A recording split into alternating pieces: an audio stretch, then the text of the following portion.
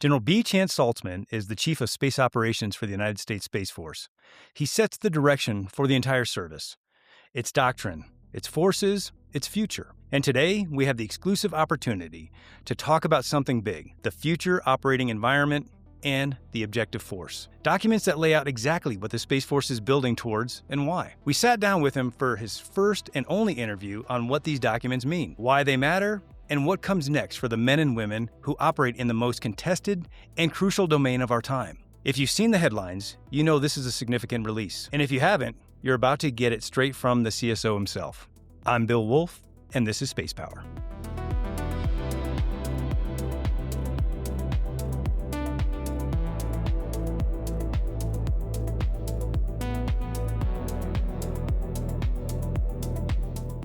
But first, a short message from our sponsor. This episode of Spacepower is sponsored by CXAL, Connected Alliances. CXAL integrates expertise, best practices, and solutions to solve the complex challenges facing our military and nation and our world. They start fast, pivot quickly, and never lose momentum, accelerating delivery through the Pathfinder model, an outcome-based approach that moves clients toward the right solution, simply and clearly. Because trusted partnerships unlock what's possible, CXAL propels us forward and unlocks the power of we. Learn more at cx-al.com. General Saltzman, thanks so much for taking time on the Spacepower Podcast. And I haven't seen you since the Spacepower Conference in the end of 2025. And I just want to thank you publicly again for recognizing me as Legacy Guardian number one. Oh. It's an honor to be here talking to you about what I would say is probably the most crucial point in the Space Force's development and evolution, because it starts to separate out what we've known as Air Force Space Command and starts to establish exactly what the Space Force is going to be today and in the future. So when folks watch this podcast, the future operating environment and the objective force will be live. Let's start by discussing where this idea came from and why you felt it was necessary for the service. So both of the documents kind of evolved by me having to answer the same questions over and over and over again. I thought, why don't I just write this down? They were questions like, hey, is there a demand signal for this? A demand signal from industry. They kept asking that question. Like, we need a demand signal. I'm like, I don't know what that means. When we would start to think about the Schriever war game, hey, what are the objectives that we want? When we start talking about new missions, okay, Space Force is going to get AMTI. Well, when do we lay the manpower in? When does the squadron go IOC? Like, how do we do all the planning that we know is going to be necessary to fulfill that mission as the equipment is delivered? And so you start to put all those questions together and you say, well, we just need to understand where we're headed. What does the future look like? What missions are we going to be asked to do? And then how are we going to synchronize all of that effort going forward? And so in my mind, it just started to crystallize around these two documents. One, let's take a guess, and it really isn't a lot more than a guess. And obviously, they've done a lot of research in terms of trend analysis, but the future operating environment's not an intelligence assessment. We're not really trying to draw any fundamental conclusions. We're saying, what does the future look like, and what is the Space Force going to be asked to do in that future? And if that's the case, what's the force that we need? We say this all the time. The force we have is not the one we need. So the following question is, well, then what's the force you need? And I think this is the first time we really put pen to paper and said, this is what we think the force is. And we look out about 15 years. Obviously, there's a lot more fidelity in the next 2, 3, 4 years. But when you get out to 15 years, it's a plan, and it's a plan to synchronize our efforts. Thank you, sir. I had a chance to peek at some of these documents today, and it's clear how hard Guardians work to get them right. Actually, it looks like you wrote a lot of it, and then they helped iterate on it. What were some of the greatest challenges producing a product like this? Well, both these documents are intended to be very dynamic. They're not a one-time produce them, read them, put them on the shelf. It's going to be continually iterative.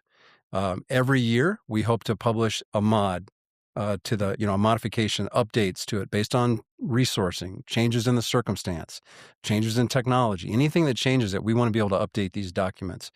And and then every 5 years, republish a new baseline objective force, a new baseline future operating environment on about 5-year increments, I think. So the challenge this time was we didn't have that campaign of learning and all of that analysis into the first document. So you kind of are building from, it's a blank sheet of paper. It's the whiteboard with no pen and ink on it, right? You're there and you're just saying, okay, where are we going to start? What's the baseline look like?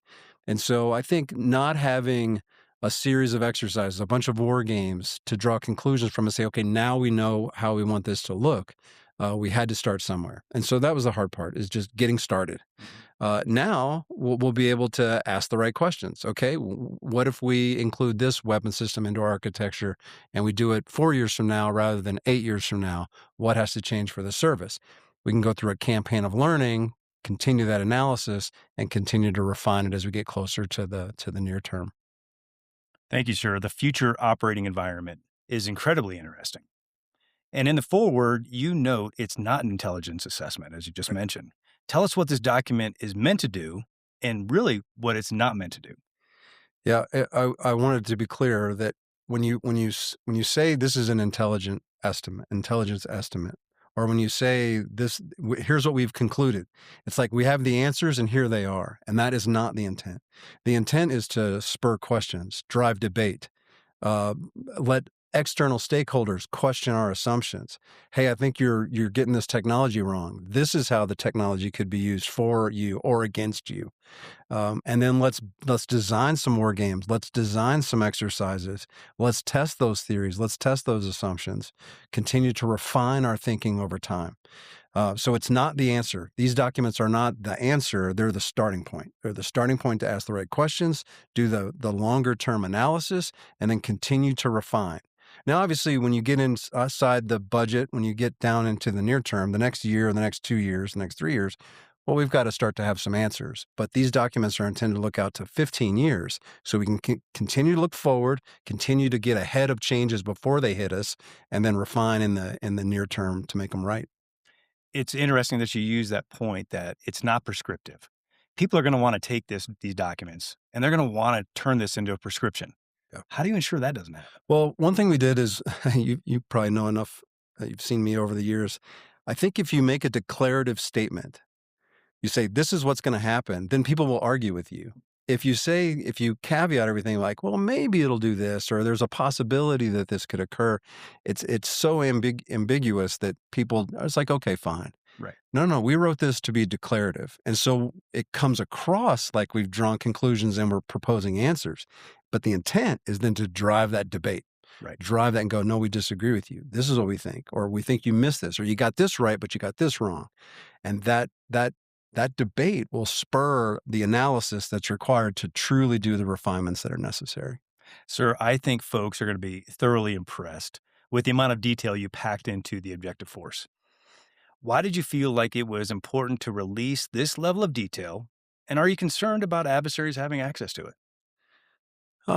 Well, I think you always have to be mindful that there's lots of audiences. The external community is looking very closely at what the Space Force does. And we'll take all the necessary precautions to protect the really sensitive details, the really sensitive information. And there will be classified annexes that give our planners additional guidance with regards to, what our intent is going forward. I'm not too worried about protecting what needs to be protected.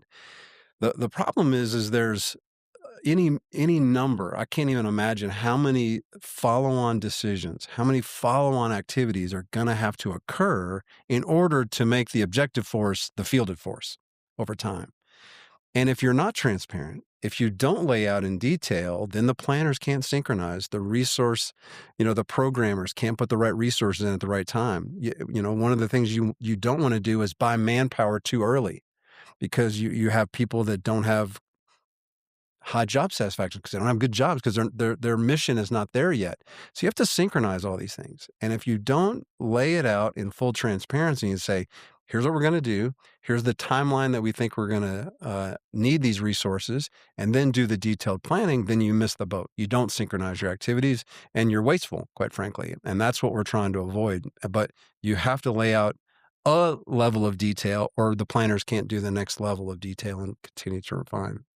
General, can you talk a little bit about the required coordination process to start to get this across the finish line in terms of the Department of the Air Force thinking about this, obviously congressional, legislative leaders, the White House thinking about this? What level of coordination had to take place? Well, again, because it's not an answer, Uh-huh. because we don't need everybody to agree. In fact, I don't want everybody to agree.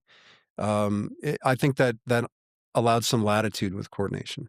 So we're not staking a position. We're not signing the government up for expenditures. We're proposing a vision of the future.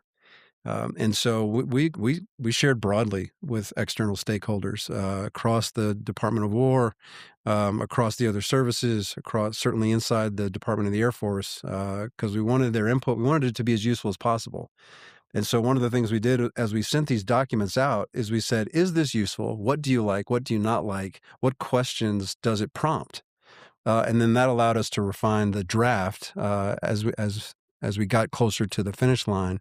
That's why it took a little longer, I think, than I was certainly comfortable with. But I wanted to make a useful document. I wanted people to see, oh, this could be really useful, especially as we continue to refine it.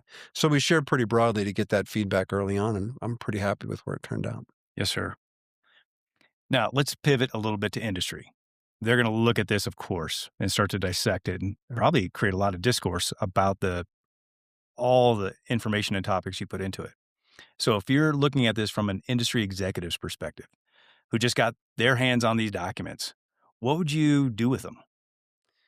Well, again, this is me looking back over 40 years of experience in this job, and I've sat down with industry leaders and from any number of companies, big and small. And a lot of times the questions all come back to, hey, what can we do to help? What can we do? Well, how about read this document? And now you don't have to ask the question. You should see where we're headed. You should see what the operational challenges are. You should see the kind of technologies that we think could be useful. You'll see the ones that we think might be used against us in the form of threats. So what does your company offer? What can you bring to these problems? What can you bring to these challenges? What opportunities should we be exploring with your company? Come ready, because ahead of time. Again, I'm trying to create the demand signal. They keep asking for the demand signal, so here it is, laid out in as much detail as we can. Here are the objectives by mission area that we think we have to achieve. Here's the circumstances and the conditions that we think these missions are going to have to face.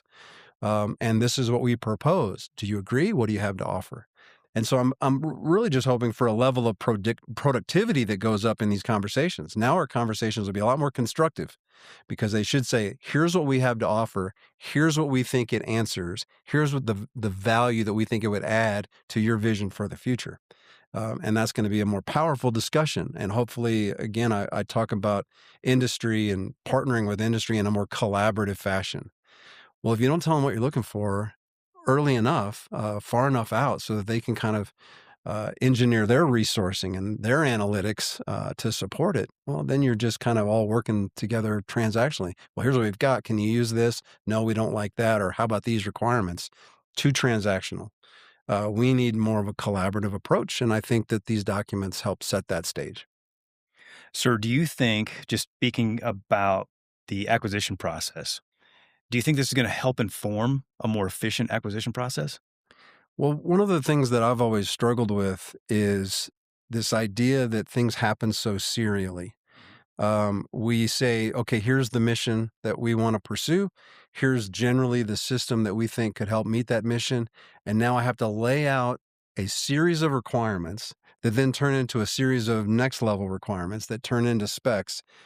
And I hope I get that right, because that's what industry is going to deliver to us. And any mistakes that we make in requirements writing translates into either something that is too expensive down the road because we have to fix it and correct it and it takes longer to develop, or I get the requirements wrong because I didn't see all the opportunities that industry could have provided.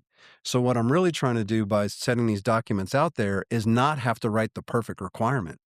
Just let me get this in the ballpark. Here's the mission. Here's what we're trying to address. Here's the challenges we face. Now, what do you have to offer? Again, collaborate, zero in on some requirements. Hey, we think we could deliver this to you. Would that be useful? Well, then we could evaluate that. Yeah, I think that would be useful. What do you need from us to pursue that kind of capability? all you got to do is give us this top line. All you got to do is give us these high-level requirements, and we'll be off and running. We'll give you a demo in 6 months. Perfect. I love it. Sitting back and waiting for the perfect requirement is kind of a fool's errand because you never quite get it right. So I'm hoping we can get past that. Yes, sir. And you've said a number of times that this is a team sport. We need industry, and we need our partners and allies. So what are our partners and allies going to do with this information? Well, again, I hope it's make us more efficient because we can focus on what it means to be effective. And I think sometimes we talk around each other, we talk past each other because everybody comes at a particular mission, especially from other countries where they have different political objectives. They have different mindset for how they're approaching the environment or what they want to accomplish. And so we seem to say the same things, but we're coming at it from such different angles that we create gaps. As our missions and our capabilities come together in a coalition, there's gaps because we're talking past each other. Or worse, and maybe not worse, but different, there's so much overlap that I don't really need your capability because I'm already doing that.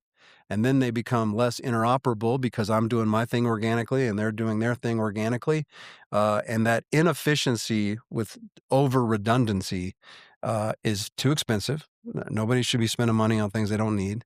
And then it makes the interoperability part that much harder. And so again, I hope that by kind of publishing our vision for what we intend to pursue, we can have a very constructive dialogue with our allies and partners and say, well, if you're going to do this, if this is really where your priorities are, isn't it more helpful if we pursue this set of priorities? And I think that's just going to be a more efficient and effective way to do business.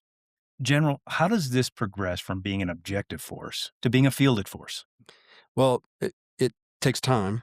And certainly it's all a part of the refinement process.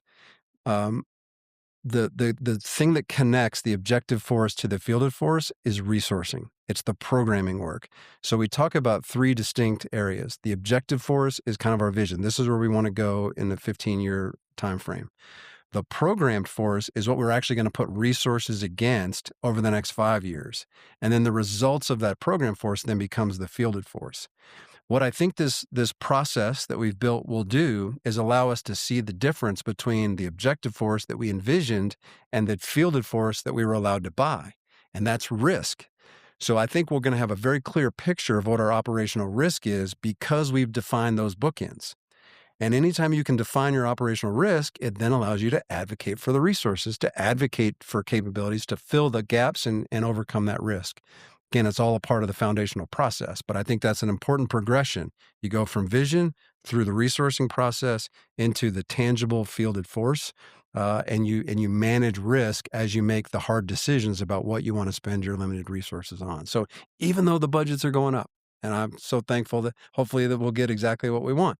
But there's always more, and space is growing. So there's always going to be some priorities that I want to consider, or I want to add something to. We can't quite go as fast as we want. And that delta between the objective force and the fielded force is going to be risk that the joint force has to buy.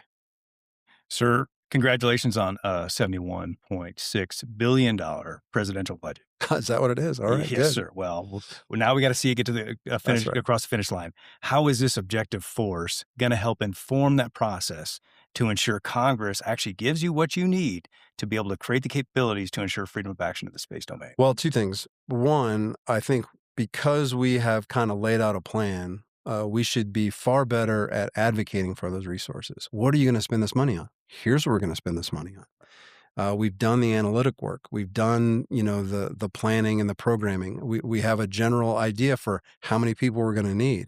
What kind of range support? What kind of training infrastructure? What does the modeling and sim structure look like to enable these new systems that we're bringing online? And when are we bringing them online? And can we bring them on fast enough? We're working with industry to say, hey, do you have capacity to bring on this capability in the next 2 or 3 years as opposed to the next 3 to 5 years? Again, that changes the spending profile. So I think by doing all this upfront work on defining the objective force, it allows us to advocate more effectively for this substantial increase in resources. I think we're over the hump in explaining the criticality of space and the threats that we face to do it. I think we've done a good job of advocating that. And now it's well, what are you going to do about it? And I think the objective force is our starting point as an answer to that question. Here's what we're going to do about it. Here's how we envision it. Here's how we're going to structure it. And here's how we think we can implement a force that'll meet the needs for space for the joint force. And sir, let's talk about the top line increase this year. We were talking about now, and now let's talk about the problem associated with spending such a large budget. You don't have the people. Now you start getting the people and you start getting the money. Now, are you able to execute that budget? And how are you going to do that? Absolutely. Yeah. Yeah. No question. Champagne problems. That's right. Bring it on. No, I mean, it's not an inconsequential challenge. Anytime you see a spending profile that dramatically increases like that, any leader worth their salt should go, okay, have we done what we need to do so that if Congress sees fit to provide us these taxpayer dollars at this spending level, that we can use them effectively? And so we've gone to great lengths to do things like build the contracts, put the contracts in place so that these aren't new starts, that we are additive to the capacity building on existing contracts. In other words, we know what the systems are, we've defined the requirements, we've put the contract vehicles in place, and now it's just about adding the resources to it. I think we have good acquisition strategies to increase the capacity. And then second, every time I go talk to industry, I say, can you deliver faster? Can you deliver the capacity that we're doing? And in some cases, they're very honest. Hey, we can do this. I don't know that we can do that. And if I say, why not? Now we're having the right kind of constructive discussion. We can't do this because we don't have the facilities or we don't have this, this line open at this point. I say, well, why not? What's it going to take? And our Deputy Secretary of War has been really impactful, helping drive them to facilitize, them to open up new capacity using their money so that when we come with our resources, they can receive it and put together the kinds of forces and the kinds of numbers that we're expecting. So I think we've done the homework. I think we've laid the foundational groundwork to spend the resources that we're going to be given. And now it's just up to us to execute. Sir, Chief Pennsylvania, General Bratton have been talking about the need to increase the end strength in the Space Force and to also increase the ability to create infrastructure. Let's talk about that increase in manpower, an increase in infrastructure. Can you explain the thinking on that? Yeah, it shouldn't surprise anybody. If you add a substantial number of missions, and I'm not talking about just new weapon systems, I mean out of whole cloth, new missions that have never been performed by a military space organization, you're probably going to need more people to do it. It's just fundamental.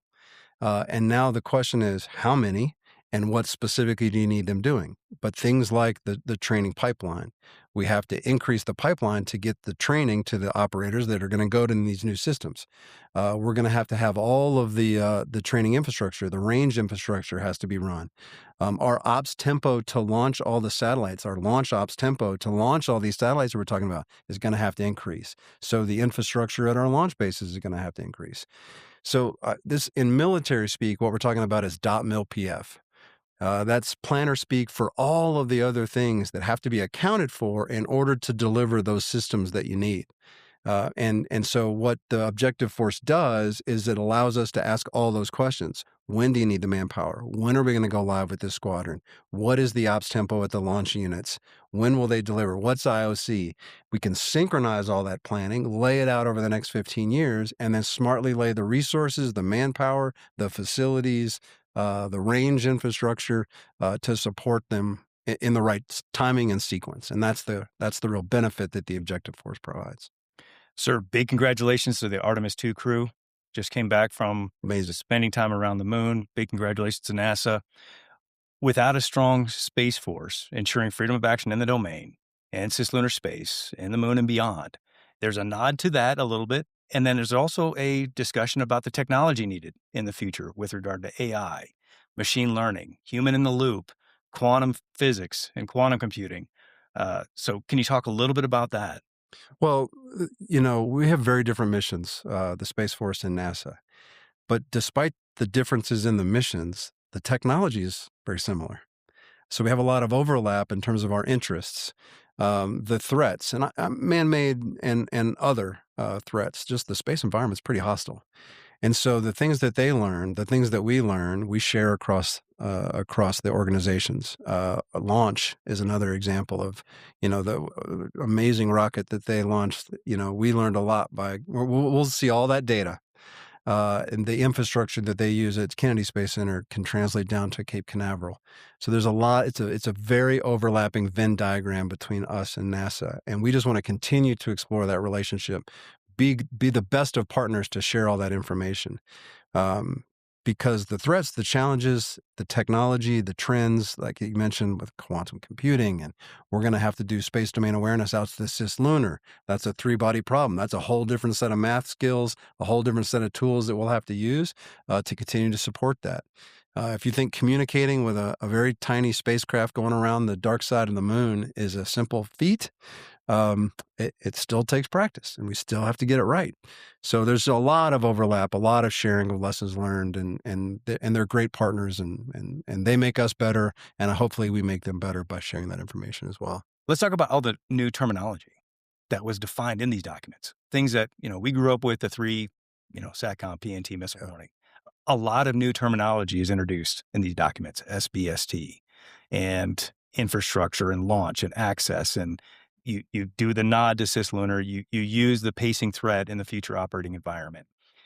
Summarize for the folks who are listening who may not understand what the service does or whether or not we need a Space Force in the first place and how critical it is, because you lay out, again, 2 vignettes that describe the impact to everyday life if we lose space and the impact to the joint environment if we lose space. This, I think, goes back to what we're trying to do by setting the foundation. We are talking in terms of weapon system designations. We used to talk about them in terms of acquisition program names, and it felt very R&D, very S&T, even into operations. That's great. I mean, that was our lineage, and our heritage is there. But at some point, development of the operational warfighter mindset is a critical transition. I was just down at Eglin, got to visit the 20th Space Surveillance Squadron, amazing squadron down there. And they're talking about the future of ST-20 and ST-85. These are the names of the weapon systems that are going to deliver space domain awareness. That's a transition. That's different. We named officially, how many times have we gone back and forth between counterspace and space control and space superiority? Nope. Here's our mission areas. These are our core functions. These are the mission areas. Here are the mission sets that apply. Giving that foundational vocabulary to our operators allows us to learn lessons that endure over time because we're working on the same missions. We're working on the same concepts, and we're just refining them rather than continually in an ad hoc way bouncing around between different structures and different ideas. Nope. Now it's going to be kind of unitary in our approach. And again, I think the document just reinforces that by going mission area by mission area, weapon system by weapon system. This is how we're going to do it, and these are the operational concepts that we're employing. General, you speak about the invisible front line, and the electromagnetic spectrum is where all of these types of operations happen, the connectivity between the capability or the resource or asset and getting the information across and getting the data to where it needs to be. So can you talk a little bit about that? There's no doubt about it that when we talk about space operations, it's not just satellite operations. There's the cyber network that moves data, that enables us to take advantage of when the data comes down from space. Where does it go? Who gets it? Who are the decision makers that need it? And so that cyber network is critical.